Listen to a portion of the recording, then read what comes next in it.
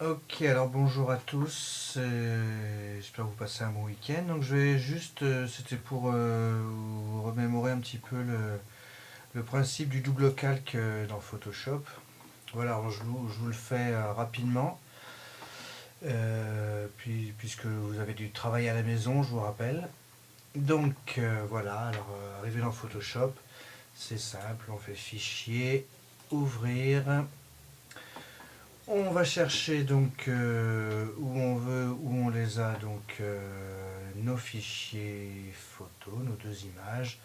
Donc là, en l'occurrence, moi je vais prendre ces deux-là, Super Lune Rouge et Super Lune, et je les ouvre dans Photoshop. Alors voilà, donc une fois ouvert, vous remarquez donc il y a deux onglets, donc l'onglet Super Lune, l'onglet Super Lune Rouge, donc deux fichiers bien distincts.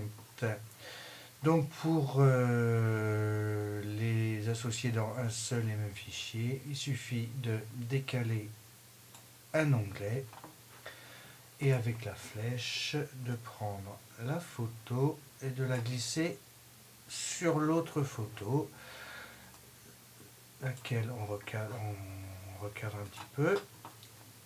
On ferme le premier fichier et donc on peut s'apercevoir quand on va dans Calque qu'on a bien notre Calque 1 et notre arrière-plan. Voilà. Donc ensuite, pour pouvoir supprimer de la matière sur le calque du dessus, on va créer un masque de fusion, donc le petit drapeau japonais ici. Et avec le pinceau, on va pouvoir enlever de la matière ou pas. Alors je vous rappelle qu'on enlève de la matière avec la couleur noire en premier plan et on remet de la matière avec la couleur blanche au premier plan. Donc on peut obtenir la couleur blanche ou la couleur noire en premier temps, on alterne avec la touche X. Donc noir en premier plan, on va enlever la matière avec le pinceau sélectionné ici.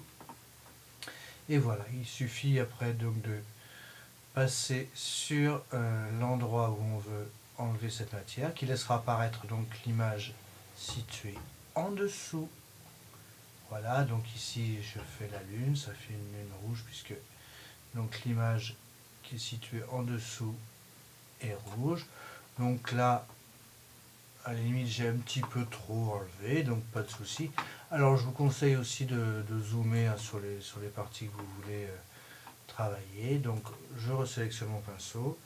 Là du coup, je prends le blanc en premier plan et voilà. Je remets de la matière là où j'en ai enlevé un petit peu trop. Voilà, tout simplement en passant dessus. Pas de souci. Contrôle 0 du pavé numérique pour revenir sur ma pleine image. Donc ensuite, si je veux, par exemple, là c'est l'église, donc on est à Fleury, c'est l'église de Fleury.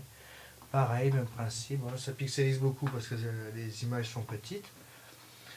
Donc je sélectionne mon pinceau, là mon curseur est un petit peu gros, donc mon pinceau est un petit peu gros, donc pas de souci.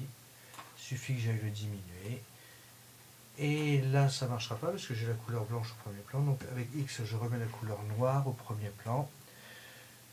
Je sélectionne, je passe sur l'église, et donc c'est l'église rouge du dessous qui apparaît. Et voilà, donc commande 0 du pavé numérique pour revenir. Et j'ai mon église qui est passée en rouge, donc couleur du dessus, voilà. Donc ensuite, pour enregistrer l'image, rien de plus simple. Je fais fichier enregistrer sous. Alors enregistrer sous, c'est pour créer un nouveau fichier, une nouvelle image.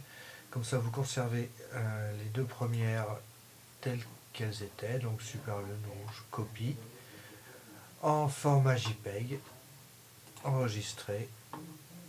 Ok, on ferme celui-là, ne pas enregistrer, et sur le bureau, donc, on a un nouveau dossier, Super Lune Rouge, copie, et quand on agrandit, donc, voilà, on a un dossier, un fichier JPEG, avec les modifications, donc l'église et la lune en rouge. Voilà, c'est fini. Donc je vous dis à jeudi. Bye bye, bon week-end.